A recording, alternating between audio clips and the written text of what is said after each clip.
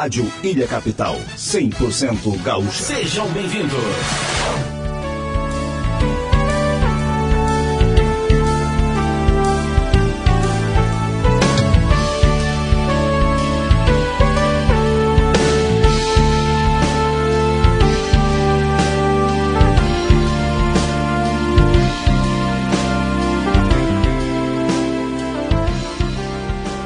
Se o teu cavalo anda meio adoentado, ou é teu cusco que não tá muito legal, tens um amigo que está sempre do teu lado, pra bicharada andar alegre no quintal. Te recomendo, não pensa duas vezes, liga pra Clínica Veterinária Ingleses, 369-2159 e o plantão 24 horas, 9982-6176. Te recomendo, não pensa duas vezes, liga pra Clínica Veterinária Ingleses.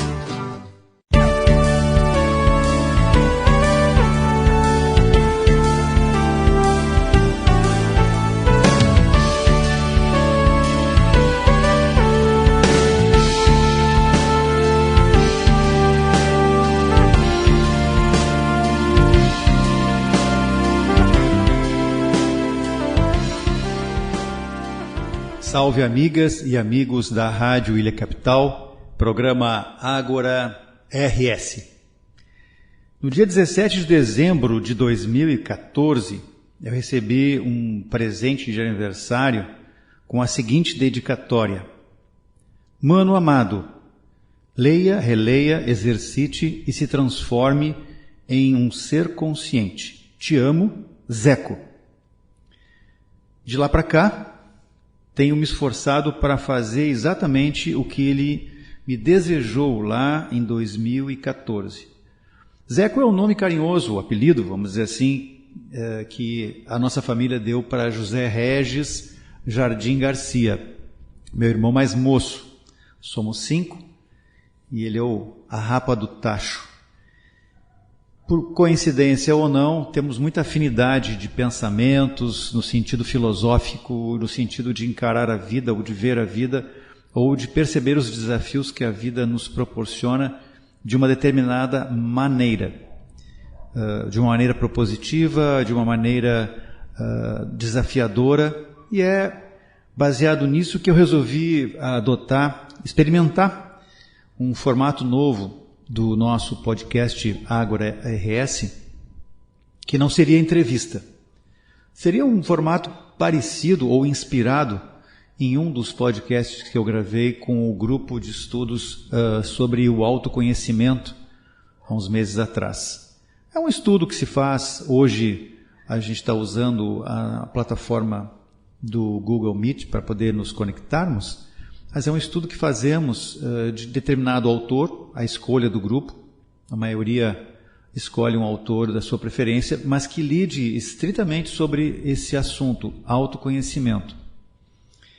E antigamente o grupo era presencial, o que limitava bastante a presença das pessoas que gostariam de estar interagindo conosco. E com esse período que tivemos de mudança planetária nas maneiras de viver o dia a dia, surgiram então essas plataformas. Surgiu o Zoom, surgiu o Google Meet e outras tantas que se utiliza para conectar pessoas e pensamentos. Então, o autor que eu escolhi para começar essa experiência nova de diálogo, de reflexão com mais uma ou duas ou três pessoas, vai ser inaugurado esse formato com o meu irmão, meu querido irmão Zeco. Vou chamá-lo assim durante toda a conversa, que é como eu costumo chamá-lo, o Zeco. Muita gente chama ele de Regis, porque José Regis é um nome difícil de a gente dizer com naturalidade, né? Mas ele começa com a letra J e depois o outro nome é com a letra R, José Regis, porque meu pai é João Roni. Então, a mãe e as famílias da época tinham essa mania de colocar o nome dos filhos com as iniciais do nome dos pais. Como ela se chamava Doroti, então meu nome é Daltro, o outro irmão é Dante, a minha irmã é Dolores, e 2 irmãos, estão com JR. Um deles é o João Roni, também, mesmo nome do meu pai, só que não é Júnior, é Jardim Garcia. E o outro é o José Regis. Zeco, vamos lá então, na nossa conversa de hoje. Fala um pouco para nós aí da tua trajetória de buscas. Dalto Jardim Garcia, prazer maior não há do que estar ao lado do meu irmão, aquele que me ajudou a dar o pontapé inicial nessa busca incessante da consciência aqui nesse plano. Muito obrigado e prazer imenso estar aqui no Ágora RS. Com relação à minha experiência desde jovem, eu sempre tive um ambiente propício. Uma família grande, unida, feliz, uma família como qualquer outra, com seus problemas, mas acima de tudo com muita união, muito exemplo, vindo dos pais, eu como mais jovem, vindo também dos irmãos. Eu tive nessa encarnação todos os instrumentos possíveis para, entre aspas, me dar bem. Me dar bem comigo mesmo, me dar bem com as pessoas, me dar bem profissionalmente. Acredito que aproveitei bastante esse privilégio e sempre incomodado para entrar em contato com algo que eu sabia que não era o meu ego, a minha mente sabia e sei que era algo que sempre existiu e vai continuar existindo, que é essa fonte que nós somos, né? Derivada de uma fonte maior. Existe um pessoal muito legal, que é Meditação Zero, fico em Porto Alegre, aí no Rio Grande do Sul, que são fantásticos, assim. Eles falam muito bem, com muita propriedade, sobre a questão da gente não buscar muitas informações, não buscar muita teoria, simplesmente a gente buscar o reconhecimento daquilo que somos. Dessa fonte, que a gente possa chamar de consciência, que é eterna, sempre estará existindo e independentemente dessa passagem rápida num corpo físico, e um corpo muito denso, por sinal, perto daquilo que nós somos verdadeiramente. Então, há de se cuidar do corpo como se fosse um bebê.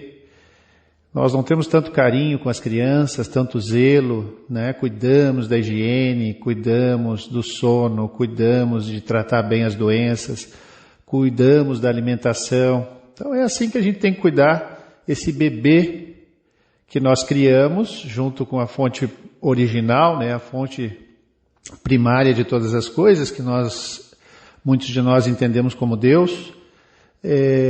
Temos que colaborar para que esse bebê, que é o nosso corpo físico, seja bem cuidado, bem tratado, bem acarinhado. E uma das coisas que a gente pode fazer é não nos confundirmos com as coisas que a mente nos transmite. Porque o que será o nosso cérebro a não ser um grande computador que retém as informações desde o útero materno? Só que essas informações são muito conturbadas hoje, mais do que nunca. Né? Porque temos excesso de informação, a informação está democratizada através da internet e a gente às vezes enche realmente a mente de muitas informações desnecessárias e, na minha opinião, muitas das doenças psicológicas, né, de ordem psicossomáticas, né, derivam também do excesso de informação e do lixo, né, que nós colocamos na nossa mente. O pior é você achar que você é aquilo que você pensa. Nesses momentos agora que eu estou vivendo, nessa etapa da minha vida, aos 57 anos, é quase um esvaziamento. E buscando, através do silêncio, atingir essa consciência do eu sou. Essa consciência que todos nós somos e que independe desse barulho que nós vivemos aqui na crosta terrestre. A propósito desse barulho, Zeco, eu lembrei da meditação. Eu sei que tu gosta de meditar, tem técnicas que tu já desenvolvesse aí, aprendeste, né? E usa bastante ela. Fala pra gente aí sobre a meditação e como é que ela nos ajudaria a silenciar e descobrir o que nós realmente precisamos para viver. A meditação é uma atitude que você tem que tomar, como tudo na vida, no sentido de se isolar um pouco, se submeter à sua própria presença. Existem inúmeras técnicas, eu acho que quem gosta tem que buscar aquela técnica que mais se identifica, porém, quando nós chegamos lá, que é chegar lá, quando você se transforma nessa consciência pura, não há explicações em qualquer que sejam as expressões humanas para que você possa descrever. Não há, isso realmente não há. Nem os grandes mestres conseguem descrever o que é vivenciado nesse estado de consciência pura, que muitas técnicas utilizam outros nomes, né? Samadhi, por exemplo, né? Que muitos chamam o estado de Samadhi e outros estados. Na verdade, aí você começa a entender que tudo que você está vivenciando nesta realidade são coisas muito pequenas perto do que você representa enquanto ser. E fica mais fácil de resolvê-las, né? Sem dúvida que fica mais fácil de resolvê-las.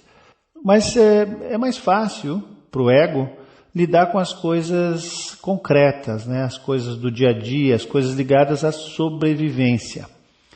Aliás, uma pergunta que eu fiz muito tempo, durante um bom tempo na minha existência, eu acho que eu deveria ter aí, estava na fase de uns 33, 34 anos, o que realmente eu necessito para viver? Eu fazia perguntas, e é importante que nós façamos perguntas, porque essas perguntas acabam sendo respondidas, até pela mente mesmo, pelo cérebro. O cérebro, você pergunta e em algum momento ele vai te responder. Né? Estava muito na estrada, viajando muito, e eu disse, o que eu realmente preciso para viver? E aí a gente, quando consegue se responder, você começa a se dar conta que você agrega muitas coisas. Para viver, agrega muitas coisas que de fato mesmo não são necessárias. São fúteis, são totalmente desnecessárias, trazem um peso e preocupações. Então, convoco aí as pessoas a pensarem até que ponto a minha loucura, que todos nós somos um pouco insanos, enquanto humanos, né, vivemos essa insanidade humana, essa miséria humana que o ego traz através de uma análise equivocada da vida. Se fôssemos olhar assim com muita calma e simplicidade, um teto, roupas, alimentos, saúde, né, água e relacionamento. Alguns conseguem viver sem relacionamento, mas olha para a natureza e você vai ver que tudo está interagindo. Não poderíamos ser tão egoístas ao ponto de achar que esse isolamento nos traria algum benefício por muito tempo. Façamos essa pergunta: o que realmente nós precisamos para viver? Porque lá na passagem, de novo, na volta para a pátria espiritual, na volta inevitável, que não está no nosso controle, nós vamos estar naquele momento ali defrontados, né, com essa situação. Tem um pai de 92 anos, vai fazer agora daqui a 2 meses, 92 anos, e ele mostra claramente para nós hoje, aos 92 anos, com dificuldade de se locomover, o que ele precisa para viver. O que ele tem é uma casa aconchegante, filhos que o amam muito, cuidadoras maravilhosas que se transformaram em filhas e se transformaram em pessoas da família. Ele cuida do corpo da melhor maneira possível. Ele tem tratamentos maravilhosos, alternativos. Ele tem o dinheirinho da aposentadoria, que é mais do que o suficiente para aquelas coisas que ele precisa. E ele vai longe. Ele vai se despedir de muita gente jovem que ainda exagera nesse quesito. No quesito, bom, o que eu preciso para viver? Pois então, Zeco, essas tuas colocações me instigaram a pegar o livro esse que tu me deu lá em 2014, que é de autoria do Eckhart Tolle, o mesmo autor do livro O Poder do Agora. E esse livro é intitulado Um Novo Mundo, o Despertar de uma Nova Consciência. E lá pelas tantas ele fala sobre esse mesmo tema que tu acabou de nos cutucar aqui, que é o ego, e a necessidade de ter, de consumir, né, de forma desordenada. Então eu pedi licença para ler uma ou duas páginas de um trechinho que diz o seguinte: o ego se identifica com possuir, mas sua satisfação com isso é, de certa forma, superficial e passageira. Oculta internamente, ela permanece como um sentimento profundo de insatisfação, de estar incompleto, de, abre aspas, não é o bastante, não tenho o suficiente. O que o ego quer de fato dizer com não sou o bastante ainda? A partir do conceito de ter, que é um conceito de propriedade, o autor considera que isso é uma ficção criada pelo ego para adquirir solidez e permanência, e se destacar, tornar-se especial. Mesmo que não sejamos capazes de nos encontrar por meio disso, existe outro impulso mais forte subjacente a este que pertence à estrutura do ego, que é a necessidade de mais, o que podemos também chamar de desejo. O ego não dura muito tempo sem isso. Portanto, querer o mantém vivo muito mais do que ter. Para ele, o apelo de querer é mais forte do que o de ter. E assim, a satisfação superficial de ter é sempre substituída pelo querer mais. Esta é a necessidade psicológica de mais, isto é, de mais coisas com as quais se identificar. É como um vício, não é verdadeira. Em alguns casos, essa necessidade psicológica ou a sensação de que ainda não há o bastante, que é tão característica do ego, é transferida para o nível material e então converte-se na avidez insaciável. Em geral, as pessoas que sofrem de bulimia obrigam-se a vomitar para continuar comendo. É sua mente que está faminta e não seu corpo. Os que sofrem desse distúrbio alimentar poderiam se curar se, em vez de se identificar com a mente, conseguissem entrar em contato com o próprio corpo e assim sentissem suas verdadeiras carências físicas em lugar das pseudo-necessidades da mente egóica. Alguns egos sabem o que querem e perseguem seu objetivo com uma determinação inflexível e implacável. Gengis Khan, Stalin, Hitler, para dar apenas alguns exemplos inquestionáveis. A energia por trás da sua vontade, porém, cria uma energia oposta de igual intensidade que, por fim, leva à queda desses indivíduos.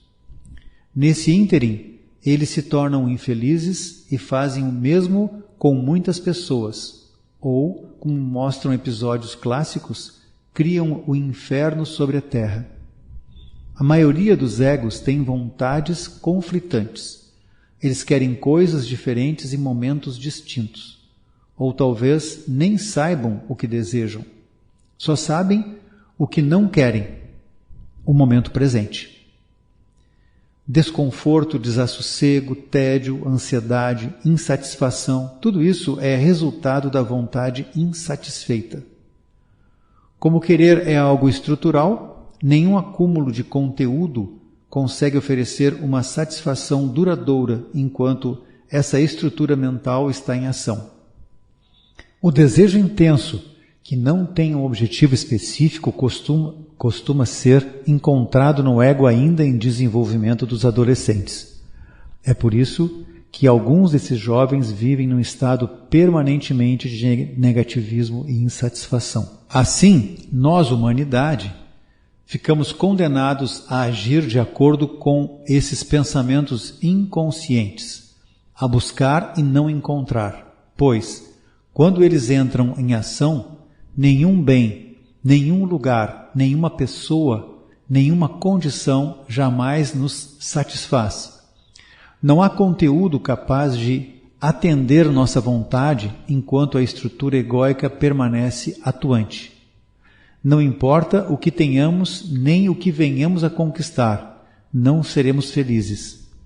Sempre estaremos procurando alguma coisa além que nos prometa mais plenitude, que nos diga que vai completar a percepção do eu insatisfeito e saciar aquele sentimento de carência que trazemos dentro de nós. Que tal, Zeco?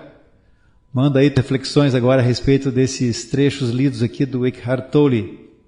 Mas antes de tu comentar, eu vou chamar rapidinho um bloco comercial e voltamos na sequência com o teu comentário.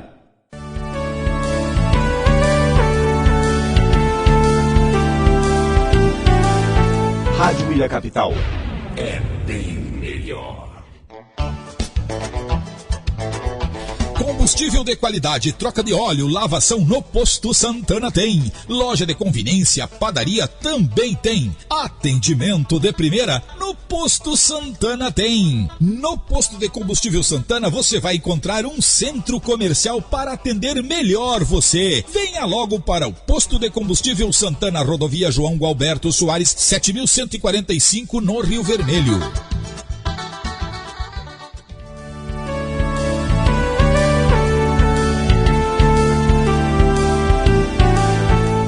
Então, Daltro, fica claro nas colocações do Tolle e a gente sabe que isso é uma realidade, que nós, via de regra, buscamos ter e a partir daí pensamos ser. Então, eu busco ter uma profissão e aí eu sou um advogado. Eu busco ter dinheiro, eu sou uma pessoa rica. Eu busco ter uma esposa, eu sou casado. Eu busco ter filhos, eu sou pai. Então, me parece que existe uma inversão aí. Entendo que nós nunca deixamos de ser, mas acredito que a nossa busca maior deveria ser pelo ser. E no momento que nos identificássemos com esse ser que verdadeiramente somos, o ter viria por acréscimo e naturalmente, sem essa contaminação que nós temos da identificação, porque é tão desenfreada a busca do ego pelo ter, que nós esquecemos e deixamos de lado, vida após vida, a busca do ser essencial, que é, na verdade, esse grande encontro que, uma vez que ocorra nesta dimensão, nos liberta, inclusive, do que chamamos de samsara, a roda da vida, a roda da reencarnação, que, diferente do que muitas pessoas pensam, não é uma lei espiritual, é uma lei física. Na minha opinião, é importante dizer que esse livro traz inúmeras reflexões das formas mais variadas, como todo bom livro, né? Cada vez que nós lemos, nós extraímos de uma mesma frase conhecimentos, coisas importantes que não havíamos percebido anteriormente. Então, é um livro espetacular, no sentido de fazer realmente com que a gente tenha uma autorreflexão, tanto o poder do agora, quanto o despertar de uma nova consciência, ambos trazem isso, trazem uma lucidez muito grande a respeito do dispositivo que nós chamamos de ego, e o ser essencial. A gente vê que Tolle aborda com muita propriedade as questões simples do ego. E essa identificação que ele tem com as coisas é, na verdade, o motivo principal, a coluna mestra do nosso sofrimento. Pelo menos eu extraí isso do livro. E aí fica claro que tudo que estou falando aqui não é meu. Não são coisas que eu criei, são interpretações minhas, apenas interpretações minhas do que foi lido. E também algumas experiências, né, que tive e vivenciei antes e depois do livro. Então, ficou claro para mim que todo o sofrimento humano vem dessa identificação, surge dessa identificação. Identificação, inclusive, com os próprios pensamentos, com aquilo que a gente acha que é o certo, que é o errado, ou seja, vem do ego. Né? O que é essa identificação com as coisas externas, senão o próprio ego?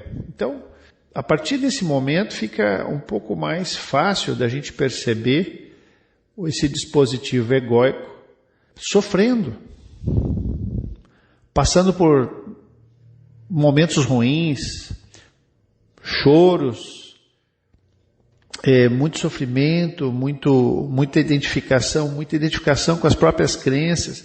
Quando alguém vai de encontro àquilo que você pensa, a força que você faz para manter a razão, você não, o seu ego, né?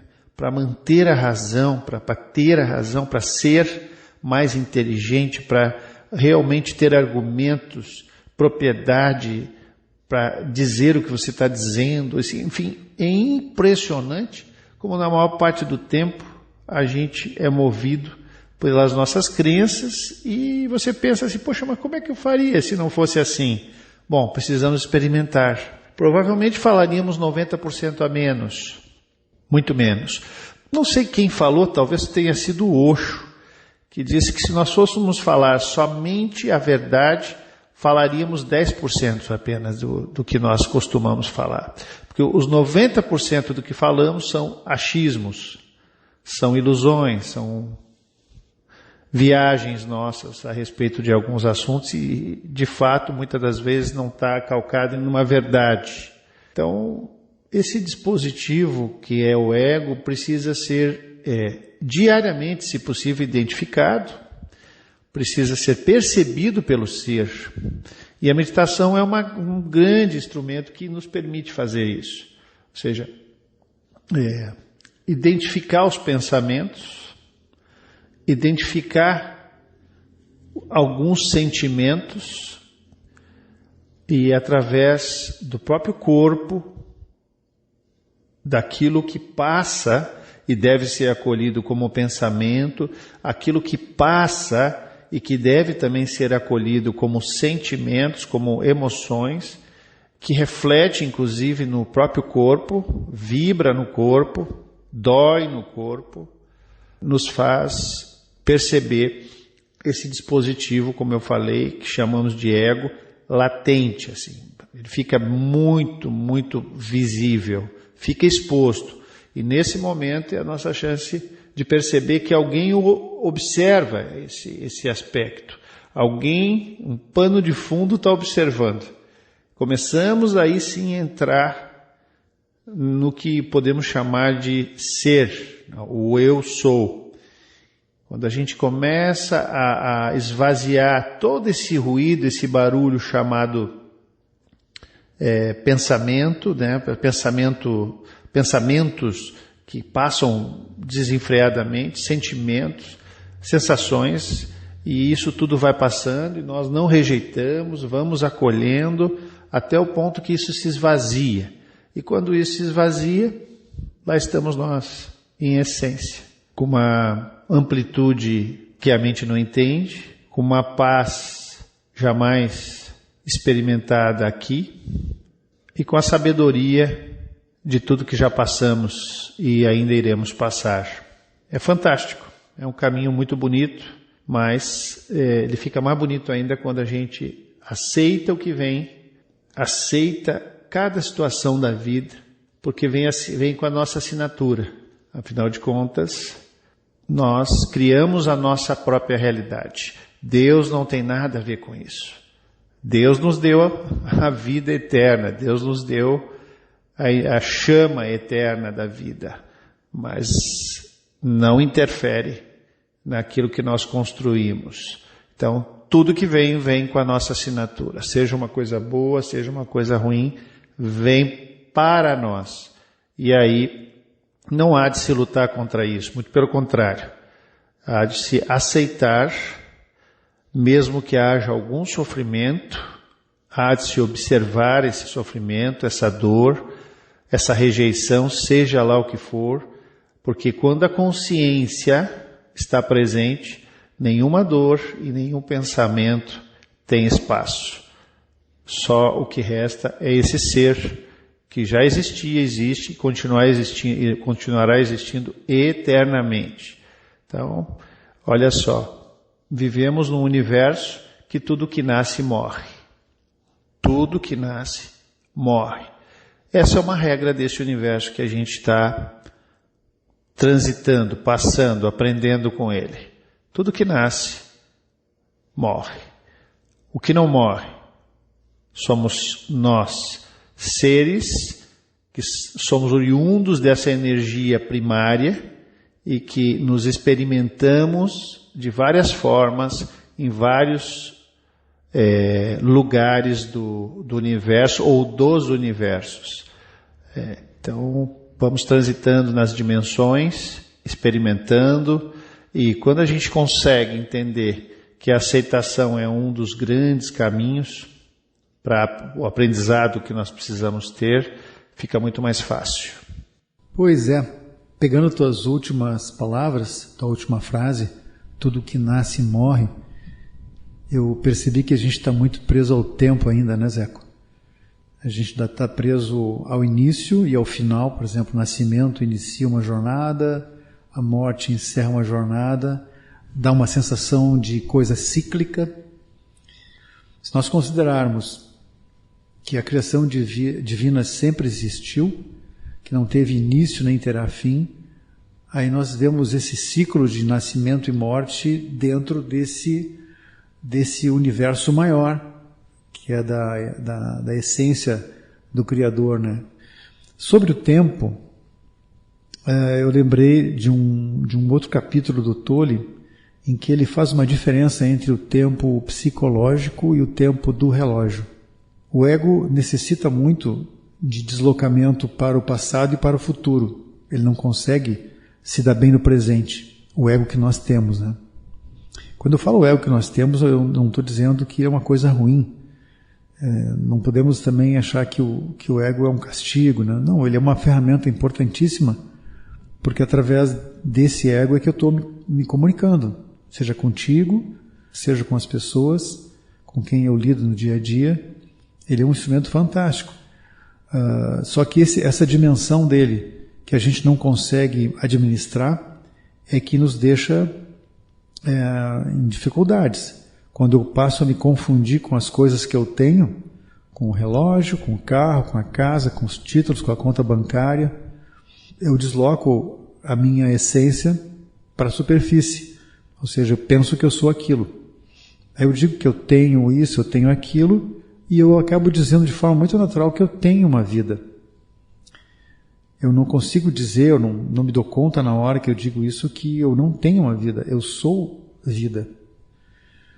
E aí vem aquela frase de que eu perdi um parente, eu perdi uma pessoa querida. Porque a gente só perde o que tem. Então, se eu lido com a mesma naturalidade das coisas, a vida que eu sou, me confundindo, me identificando com ela como se ela fosse uma coisa, então eu posso dizer também, por coerência dessa concepção errada, que eu perdi minha mãe, que eu perdi meu irmão, que eu perdi meu cachorrinho de estimação, assim como eu perdi um relógio, assim como eu perdi um objeto qualquer que eu comprei. Nós colocamos as coisas no mesmo nível das pessoas. Então, até agora há pouco tu falava em filho, esposa, né? É muito comum a gente dizer, a minha esposa. Né? Esse minha, que é um pronome possessivo, também está nesse mesmo nível de necessidade de ter coisas que o ego tem, que o ego precisa, né? De comprar, de ter, e está sempre incompleto. Essa completude que a gente desejaria só vai acontecer nesse mergulho profundo, onde a gente, também repetindo o que tu disse agora há pouco, silencia, fala 10% apenas do que costuma falar. Existe hoje um movimento, vários movimentos internacionais. A gente pode falar nos minimalistas, a gente pode falar nos voluntary simplicity, e pessoas que se deram conta de que elas não precisam de 5 camisas de manga comprida, mais 8 de manga curta, mais 9 pares de tênis, mais 15 pares de sapatos, não sei quantas gravatas. E essa confraria que eles fazem para trabalhar essa parte do consumismo, também existem confrarias que lidam com essa dimensão nossa do autoconhecimento. Para ter essa riqueza de troca de informações, onde aquilo que eu apreendi de um parágrafo pode ser enriquecido com o que outros companheiros do grupo apreenderam, né? Nessas trocas aconteceram umas coisas bem bacanas, quando me dei conta de que se nós gastamos metade do tempo da nossa vida pensando no passado, seja por arrependimento ou por saudade, e a outra metade a gente gasta pensando no futuro, em projetos, em possibilidades, até mesmo em dificuldades, então as duas metades foram gastas e sobrou o que para o presente? Nada. No entanto, o Tolle mesmo não somente ele, mas também o Osho, mas também o Muji, também o Krishnamurti, esses que são mais modernos, né? Fora os da história, dizem que a vida acontece no presente. Até poderia usar um símbolo de estar vivo sendo a respiração, que também é usada na meditação, algumas técnicas meditativas para te concentrar na respiração, né? Por que é uma técnica bacana? Porque quando eu me concentro no ar que está entrando nos meus pulmões e no ar que está saindo, eu não estou pensando na conta da luz, eu não estou pensando na viagem, eu estou atento à respiração. Então daria para se dizer que daqueles 10, 15, N pensamentos que nos povoam a mente constantemente, na hora da meditação eu reduzo todos eles a um, que é atenção na respiração. E isso faz com que a gente perceba que o tempo do relógio e o tempo psicológico podem ser ilustrados da seguinte forma: vou fazer uma viagem, eu tenho que planejar o futuro, né? Vou fazer um projeto qualquer, fazer uma palestra, eu tenho que organizar minimamente esse futuro. Então eu estou lidando com o futuro na dimensão do planejamento. Na hora que eu terminei de planejar, que eu consegui colocar no papel todas as providências a serem tomadas, seja comprar uma passagem, seja alugar um espaço para fazer uma palestra, eu posso encerrar aquela etapa do tempo da agenda, do tempo do relógio. Porém, a gente começa a ser assediado pelo tempo psicológico. Às vezes, do nada, tu acorda na madrugada pensando, puxa, mas e se chove? Como é que vai ser? Como é que vai ser a viagem se chove?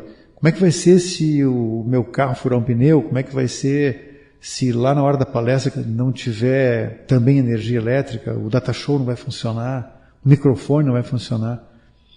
E a gente perde minutos de viver na madrugada, sem poder fazer absolutamente nada no sentido de solucionar essas dúvidas, pensando no futuro. Então, o tempo psicológico sobrepôs o tempo do relógio. A mesma coisa com o passado. Podemos magoar alguém, e na hora que nós magoamos alguém com palavras, a gente talvez não tivesse consciência, não estivesse atento ou percebendo aquela emoção que nós geramos naquela pessoa de mágoa, né? Não foi intencional, por exemplo. No entanto, passado aquele episódio, nos damos conta do que fizemos e aí a gente fica imerso numa onda de remorso. Puxa vida, por que eu fui dizer isso? Que chato que ficou. Eu não merecia ouvir isso.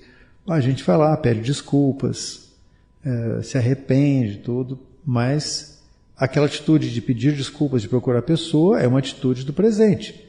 Agora, aquela outra atitude de ficar remoendo aquilo que eu fiz ou deixei de fazer, é mais uma artimanha do ego que adora se vitimizar. Até sobre esse aspecto de vitimização, existe um capítulo quase que inteiro no livro esse que eu li um trecho, que fala sobre o corpo de dor. A gente conhece pessoas, cada um de nós conhece várias pessoas, que quando tu te encontra com elas, perguntei como é que está fulano? Mais ou menos, não estou muito bem, eu continuo com aquela doença. A pessoa já tem por hábito reclamar de tudo e de todos, né? Isso é uma manifestação do que o Eckhart Tolle chama de corpo de dor. E essa reclamação que eu faço por hábito, ela como que fica acumulada numa nuvem ao redor da gente. É como se todas as reclamações ficassem reunidas numa frequência. Então eu tenho que ter cuidado quando eu faço esse tipo de consideração, reclamando de doenças ou achando que a vida não está boa ou que as coisas não vão bem, porque eu estou colocando essa energia da minha reclamação num repositório, num ambiente onde todas as reclamações ficam acumuladas. E aí cria-se uma espécie de atmosfera ao redor da minha casa, ao redor do meu bairro, ao redor da minha cidade, ao redor do meu país, ao redor do planeta. O acúmulo de todas essas energias, essas vibrações, vamos falar assim, negativas, tem um repositório, tem um lugar onde elas se acumulam. A gente pode reduzir esse repositório fazendo uma coisa invertida. Considerar o aspecto bom da vida, aceitar, como tu disseste agora há pouco, né, Zeco? Aceitar as vicissitudes, não brigar com a realidade, porque quando a gente briga com a realidade, a derrota é inevitável. A não ser que eu aceite a realidade, aí não tem nem vitoriosos, nem derrotados. A gente simplesmente está na vida, está naquela realidade, e por mais dolorida que ela seja, às vezes a gente está enfrentando um desafio de doença, e a gente tem a tendência a ficar mais para baixo, a dizer assim, por que logo eu? O que eu fiz para merecer isso, né? No entanto, se eu compreender que aquela realidade eu não posso mudar, não quer dizer que eu vou ficar feliz com uma doença. Quer dizer que eu não vou brigar com a doença, eu não vou tentar arrancar a doença com palavras ou com reclamações. Eu vou simplesmente aceitar e fazer o que tem que ser feito, que é a função de ir ao médico, a função de tomar um remédio, a função de fazer algum exercício, a função, inclusive, de mudar regime alimentar ou de mudar o modo de pensar. Mudar a nossa cabeça também pode ajudar isso. Eu vi esses dias um outro comentário que relaciona doenças com atitudes. Vou dar um exemplo que talvez não seja o mesmo, né? Mas pessoas que são muito rancorosas geralmente têm o ponto mais frágil do seu corpo no estômago. Estou dando um exemplo, mas existem estudos que relacionam a nossa atitude mental com as doenças somatizadas. Ontem mesmo assisti um vídeo de uma entrevista num podcast com 2 rapazes que entrevistaram um outro rapaz que o sobrenome dele é Rossi. Não sei se Eduardo Rossi, é Rossi, que nasceu sem os 2 braços, sem as 2 pernas. E para completar a notícia para os pais, na hora do nascimento é que os pais foram ver que ele não tinha os braços e as pernas. Nessa entrevista ele deu o nome da doença. E essa doença, assim caracterizada pela ciência, dava um limite máximo de vida de 30 anos. E ele já tinha ultrapassado isso. Mas ele relata como que ele, desde muito cedo, encarou esses desafios. Não vou nem falar limitações, porque eu acho que ele não aprovaria se eu dissesse isso. Ele não se considera uma pessoa limitada, e até ele dizendo que nada, joga futebol, anda de skate, a gente custa a imaginar como que ele poderia nadar sem ter braços e pernas, né? Se a gente vai aprender a nadar, tem que bater perna e bater braço, né? Mas ele diz que consegue nadar, que consegue jogar futebol. Desde pequenininho jogava futebol com os amigos. Ou seja, uma criança que, se olhando no espelho, se comparando com os outros de mesma idade, ou da comunidade ali, vê que falta alguma coisa nela e mesmo assim encarar aquilo como uma situação que não limita e vai jogar bola com quem tem perna, com quem tem braços, é uma lição que a gente pode refletir longamente. Vamos fazer um breve intervalo e no retorno Eu vou escutar mais uma vez o meu querido irmão José Regis Jardim Garcia. Até já.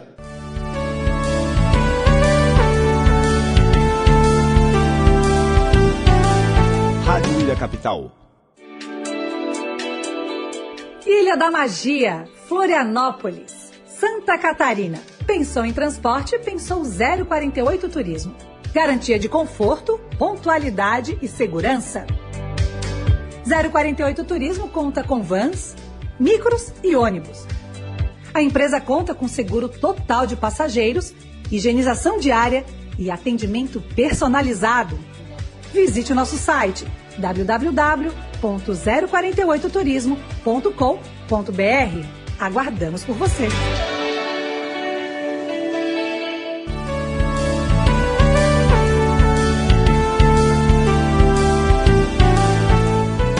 Eckhart comenta que nós temos uma voz na cabeça.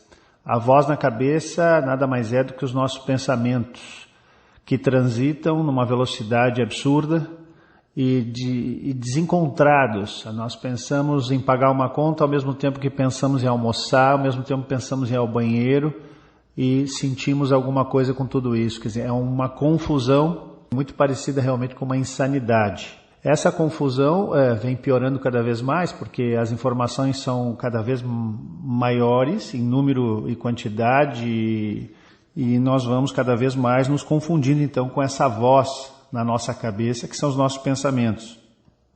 Daí surgem na verdade as doenças, então tão em voga agora que falamos tanto, que é as doenças mentais de uma forma geral, mas sem dúvida que está se falando mais em ansiedade, bipolaridade, aí vem tudo, né? Vem a esquizofrenia, a depressão como uma consequência de uma série de loucuras nossas ou daquilo que a gente pensa ser. Essas doenças, o Tolle descreve muitas das vezes como uma possibilidade de despertar. A doença, quando nos pega de jeito, acaba dissolvendo a estrutura. Muitas pessoas, ao pensar, bom, talvez esteja na reta final, né? Talvez essa doença me mate, elas acabam dissolvendo. A exemplo do que eu falei, que quando nós estamos entrando na meditação profunda, a sensação muitas das vezes é de morte, e na verdade é a morte da estrutura egóica e não a morte até porque não morremos, mas a morte dessa estrutura, daquilo que pensamos ser. Essas doenças vêm muitas vezes como um anjo batendo na porta e algumas pessoas saem dessas doenças bem diferentes, com a estrutura do ego mais dissolvida, com mais possibilidade de entrar em contato consigo mesmos. Uma coisa curiosa que ele comenta é que muitas das pessoas se relacionam melhor com os animais, porque o animal ainda está integrado ao todo. O animal não tem ego, não tem persona, né? Não tem esse dispositivo que os humanos têm. Então eles estão totalmente entregues à criação, não só os animais, tudo, né? Os vegetais, tudo. Estão todos entregues a uma criação. Mas as pessoas preferem se relacionar com os animais porque, de alguma forma, os animais as deixam menos egóicas. Liberam também essas estruturas, elas não precisam fingir nada, não precisam se preocupar com a ideia do que elas têm delas mesmas. E são muitas das vezes, nessa relação com os animais, são elas mesmas, são mais leves. A estrutura do ego se dissolve nesse relacionamento com os animais. A pessoa, quando acaricia um gato, um cachorro, geralmente ali tem uma alma entregue àquele animal, que não está esperando nada dele, não está, muitas das vezes, armada, como a gente fala. De alguma forma, quando nós estamos afogados no ego, nós vamos enfatizar as nossas diferenças com relação aos outros humanos, né? Nós vamos começar a medir. O ego gosta disso. Eu sou melhor que aquela pessoa, eu sou maior, eu sou mais importante, eu ganhei essa competição. eu sou mais eficiente, o ego tem essa estrutura, faz parte do ego, não tem nada de errado. É assim que ele funciona. E quando a gente está afogado nisso, a gente não se relaciona, primeiro, nem com o que a gente é verdadeiramente, com o teu eu sou. Você se relaciona com a ideia que você tem de você mesmo. E daí a gente monta uma caricatura do outro, né? A gente não enxerga o outro como de fato ele é. A gente se relaciona com uma caricatura, com aquilo que a gente conceitua que o outro possa ser. Porque nós não estamos lidando com o nosso íntimo, com o nosso ser, estamos lidando com aquilo que nós pensamos ser. Consequentemente, é uma relação de dois egos, que tem toda uma estrutura doente, né? Falha. Imagina como as relações humanas, a partir daí, começam a se complicar. Duas pessoas que conseguem ter um tempo para si, nem que seja 5 minutinhos por dia, e conseguem fazer esse alinhamento, meditar, silenciar, entrar no estado de não pensar, né, um estado de calma e tranquilidade, perceber a sua própria respiração, sentado de forma ereta, a coluna ereta, para que as energias verticais possam fluir através de você, para a sua própria, você mesmo possa fluir melhor através de você, como se fosse uma rodovia. Se você não fizer isso, essa rodovia parece que, apesar de ser uma linha reta, está cheia de buracos e desvios. Quando você alinha, quando você respira profundamente, quando você se percebe, deixa essa energia fluir pela coluna, você tira, né, arruma, conserta esses buracos, esses desvios, e aí você flui mais naturalmente. A possibilidade de você entrar em silêncio é muito maior.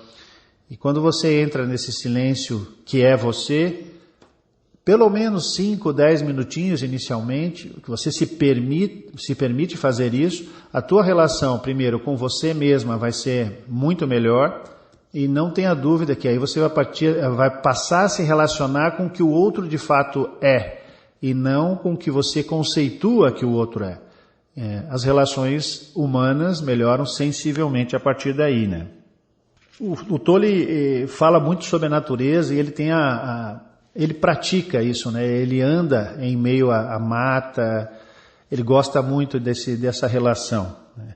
E ele fala uma coisa muito bonita. Ele diz, às vezes as flores precisam da lama para poder crescer, se tornarem lindas e perfumar o ar. O que ele quer dizer com isso? Que muitas das vezes nós precisamos andar por terrenos lamacentos, ou muitas das vezes esse sofrimento, essas doenças que batem na nossa porta são verdadeiros adubos para o nosso crescimento. Mas se a gente estiver totalmente ouvindo o pensamento, aquele barulho mental, nós vamos achar que nós somos coitados, que nós somos vítimas, que nós não merecemos, e aí realmente essa flor não vai nascer mesmo nesse terreno lamacento que tem tudo para lhe dar a possibilidade de ser uma flor linda e perfumada. Nós vamos minguar, nós vamos ficar ali, nos tornaremos uma lama também. Então, há de se observar esses momentos difíceis que nós passamos na vida com outros olhos. Isso está vindo para mim, sob medida com a minha assinatura. O que eu devo aprender com isso? Primeiro, a primeira atitude é a aceitação. Bom, ok, está aqui, é uma situação, eu sou um ser eterno e posso lidar com essa transitoriedade. Como vou lidar com essa transitoriedade? Como eu vou querer lidar com esse momento, com essa doença, com essa dificuldade, com a falta de dinheiro, com o problema de relacionamento? Como eu vou lidar com isso? Por isso que a meditação é importantíssima, que neste vácuo, nessa paz que nós entramos durante a meditação, e isso é uma busca constante, quando nós atingimos esse estágio, nós temos todas as respostas. E as respostas são extremamente simples, assim como a natureza. Se a gente observa a natureza, exemplo do Tolle, a gente vê que as soluções são todas muito simples, muito tranquilas, muito óbvias. O que complica é o ego, com todos os seus conceitos, preconceitos, com toda a sua interpretação das dificuldades, das relatividades de tudo que acontece no seu entorno. A alma, esse ser que somos, resolve com uma tranquilidade muito grande, porque está muito acima de tudo isso aqui, né? Tudo que nós vivemos aqui é importantíssimo nesse crescimento, mas é transitório. Tudo, como falei, nasce, vive o tempo que for e morre. Então não podemos dar um peso tão importante às coisas transitórias. Ele costuma dizer que o eterno brilha através das formas. Ou seja, nós estamos aqui para brilhar através das formas. O eterno está brilhando através das folhas, dos pássaros, dos animais em geral. O eterno está brilhando através de nós. Então, daí a importância da gente não levar em consideração as coisas que fizemos no passado. Porque tudo isso não te representa, de fato não é você. São as situações que você lidou com o que você tinha. E o que você tinha? Você estava totalmente atolado, imbuído em levantar a bandeira do ego. Eu sou um juiz, eu sou um advogado, ou eu não sou nada, eu sou um falido, eu sou um quebrado, eu sou isso, eu sou aquilo. Você não é nada, você esteve ali naquele momento, passou pela experiência, e o teu eu sou é absolutamente acima de tudo isso. São provas que você tem da experiência desta dimensão, mas que não te definem, realmente não definem quem você é. Você não pode ser mais especial do que você é agora. Não tem como você ser mais especial do que você é agora. Então, por quê? Porque o que é especial, afinal? Especial é porque você tem uma graduação a mais, porque você tem mais dinheiro, porque você se acha mais inteligente ou mais bonito? Não. Transitório. Tudo isso tem um fim. Não tem pessoas que fazem plástica a vida toda e se transformam em pessoas muito mais feias, muito mais deformadas do que se não tivesse feito a plástica, por falta de aceitação de uma coisa linda chamada velhice, de uma coisa linda chamada a maioridade, a idade da sabedoria, da contemplação, a idade do aquietar-se. Olha, o idoso muitas vezes é chamado a meditar, de forma que ele não tem como escapar, ele tem muitas vezes dificuldade de locomoção, ele tem dependência, ele só tem uma possibilidade, e ali, quem sabe, ele mergulha nesse vasto universo que somos nós e consegue entrar em contato consigo mesmo, lá no finalzinho desta existência aqui na Terra, lá no finalzinho dessas experiências, quem sabe lá o idoso finalmente consiga entender quem ele é e parar de se confundir com aquilo que ele achou que foi a vida inteira. E pior, melhor, aliás, ele esquece muitas vezes aquilo que ele fez, ele esquece toda essa historinha que ele contou para si mesmo durante a vida inteira, que foi a vida dele, porque o cérebro envelhece e ele só tem uma chance, olha só, viver o agora. E nesse agora descobrir que ele é essa eternidade que se manifesta através das formas. Zeco, chegamos ao final do nosso programa. Uma conversa como tantas outras que já tivemos, sempre prazerosa.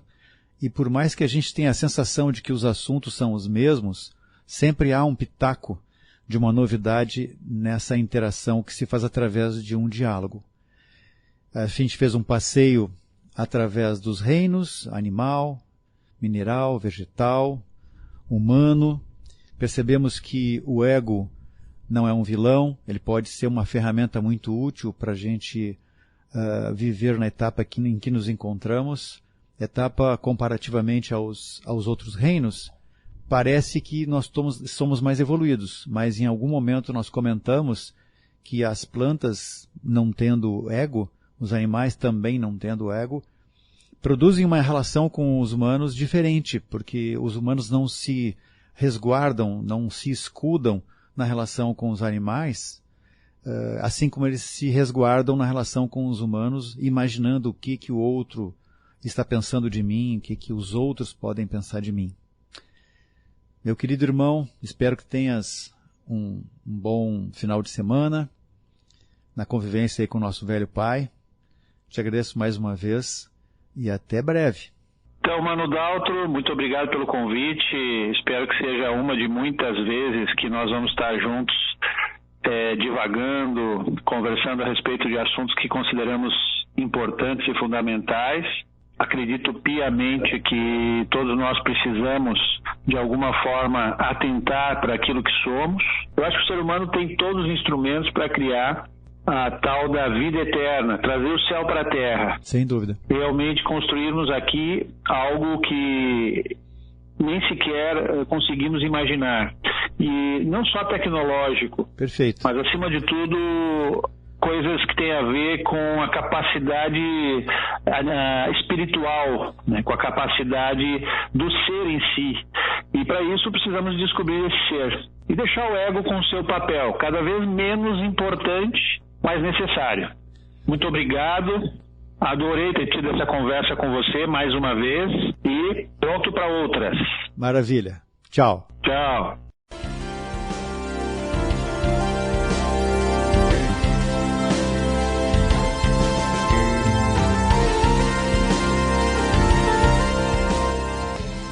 Por hoje ficamos por aqui e até o próximo Ágora RS. Rádio Ilha Capital, 100% gaúcha. Oi meninas, tudo bem? Se você é daqui ou está só passeando em Florianópolis, deixe suas unhas lindas. Agende seu horário que eu vou até você. Atendo em ingleses e região. WhatsApp 41 99871 4580. Beijo!